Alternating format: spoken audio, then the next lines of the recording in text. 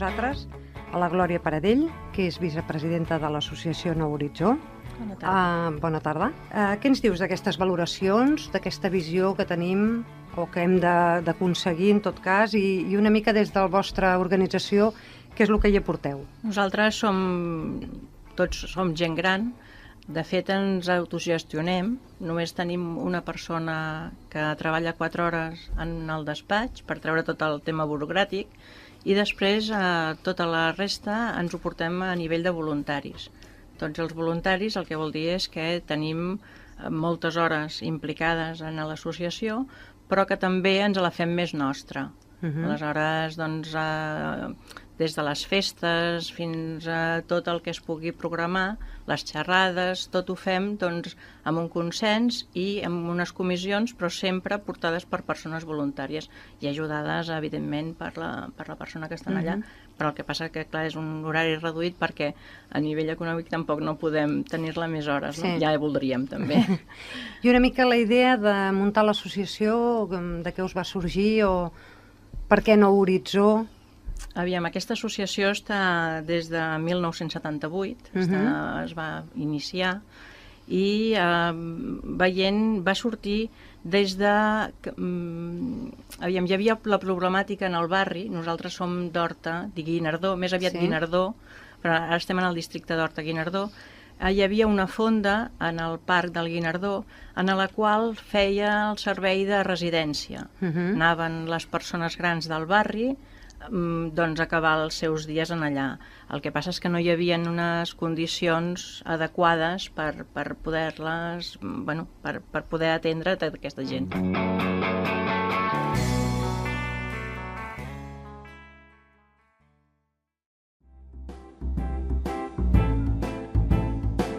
Ja us he presentat a l'Anabel i ella ens explicarà una mica el bloc aquest de gran gent. A veure, de què ve? Complementant l'excel·lent equip que tens avui aquí, el senyor Claudi seria un perfecte exemple d'un envelliment actiu. Una de les teories del bloc és que la gent envelleix també com ha viscut. Nosaltres som, per acabar de complementar, formem part de lo que és la societat normal civil que es troba fa 10 anys amb un pare i una mare, sobretot la mare que es van fent grans, sobretot la mama que es va fent gran, i caiem a palpentes o allò així amb gran susto per entendre'ns, de dir, i ara què fem, no? Clar. I com que ma mare tenia 3 escoles, tampoc era una senyora normal, no? Havia sigut directora de l'escola i sempre tota la casa nostra sempre ha hagut la redacció i la intel·lectualització de les coses com un element normal. I a partir dels mails que ens anàvem enviant, ja dic fa 10 anys, fa 7, fa 8, que escolta la discapacitat, que la dependència, que això com va, que allò com ho solucionem, doncs es va anar creant aquest bloc que n'hem dit aquest bloc i aquesta guia útil de la gent gran. Que el primer capítol precisament parlem de què és l'envelliment actiu. Clar, també... Seria el nostre tema. Clar, dèiem, la canalla, ho dèiem abans, la canalla sempre més o menys saps que l'any parlarà, l'any i mig caminarà i als 3 anys farà P3 i als 5 anys no sé què. La gent gran envellim, dic envellim perquè envellim tots, si no és que ens morim, que diu el Gila també per aquí, és que has de hacer años perquè si no és que estàs muerto. Vull dir que si envellim és veure com envellim i s'envelleix de moltes maneres, no? Nosaltres tenim l'exemple de la nostra mare que de fer, portava aquí inclús coses que feia perquè el ser mestre va seguir fent de mestre fins als 87 anys perquè els coneixements de Catalunya eren la seva gran passió, era independentista quan eren 4, saps? 4 i els xirinacs, i havia anat a la presó acompanyar els xirinacs, etc. Vull dir que havia sigut una dona molt activa i vas veient com, d'alguna forma, el que està perdent és la capacitat cognitiva, no? Mentre que el meu pare, que en té 95, van fer els anys l'any passat, la setmana passada, 95, té el cap superclar.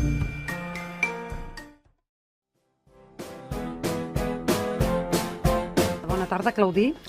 De gust. Ell és membre de l'Ateneu, ja us ho he comentat abans, i ens explicarà una miqueta. Evidentment, a la meva edat ja estem limitats amb les nostres activitats. De tota manera, el que està molt clar és que, malgrat tot, hi ha una sèrie de coses que no podem deixar de fer-les. I, com a mínim, hem d'estar molt, molt, molt cercant tot allò en el qual pugui ser útil. I que puguis rebre a la vegada una certa riquesa dels altres. Això ho tinc molt clar. Jo he tingut la sort de que a la meva carrera jo vaig ser advocat, vaig estudiar dret, vaig començar a exercir d'advocat, però al poc vaig començar a entrar dintre del món de l'empresa i de l'empresa cultural, bàsicament. Vaig tenir la responsabilitat de Dixa, l'editora que va fer tot el moviment de cançó catalana. Jo vaig entrar com a advocat parcial, però al poc de temps ja vaig tenir la direcció general i inclús vaig tenir que abandonar les meves funcions d'advocat perquè m'ocupava més. A més, eren anys difícils, eren els anys finals dels 60, mitjan dels 65 endavant, on encara hi havia el franquisme, hi havia enormes dificultats. Però allò va ser una època que em va enriquir moltíssim. Per mi, quan hi penso en els anys dels meus 40 anys, per dir-ho d'alguna manera, abans dels 35, fins que em vaig jubilar, van ser anys d'enorme activitat. Vaig tenir la sort que, a més, el grup s'ha mantingut, en certa manera. Dels fundadors de Dixa, fundadors de l'Avui, fundadors de moltíssimes coses importants a Catalunya.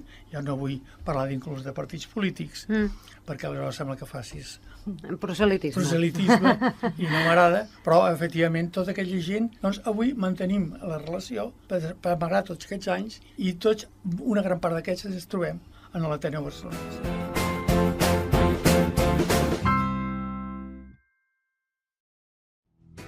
Presenta una miqueta també el que fa la Marta Dalmases, que és la dinamitzadora de la xarxa Òmnia, d'Estàs a Molins de Rei.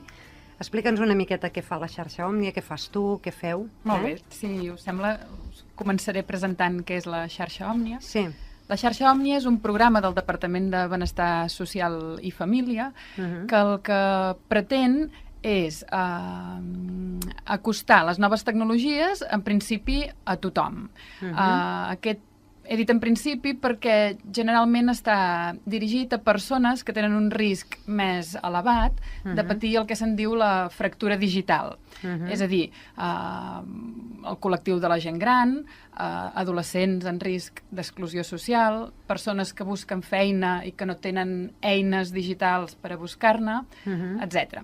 Aquesta xarxa Òmnia es concreta en més de 120 centres distribuïts al llarg de tot Catalunya i aquests centres en realitat són llocs on hi ha ordinadors i en general una persona que dinamitza el centre i els usuaris són persones que acudeixen a aquest centre. Aquests centres poden estar situats en centres cívics, en associacions de veïns, en fundacions, etc. I són centres gratuïts on tothom qui vulgui s'hi pot apuntar i avui que parlem especialment de la gent gran, molts dels tallers que hi programem són dirigits a persones grans, però no hem d'entendre tallers com a classes que un pot fer molt dirigides i molt tipus escola o tipus institut, sinó que més aviat el que pretenem és donar eines a la gent gran perquè aquestes persones puguin fer allò que els agrada mitjançant les noves tecnologies.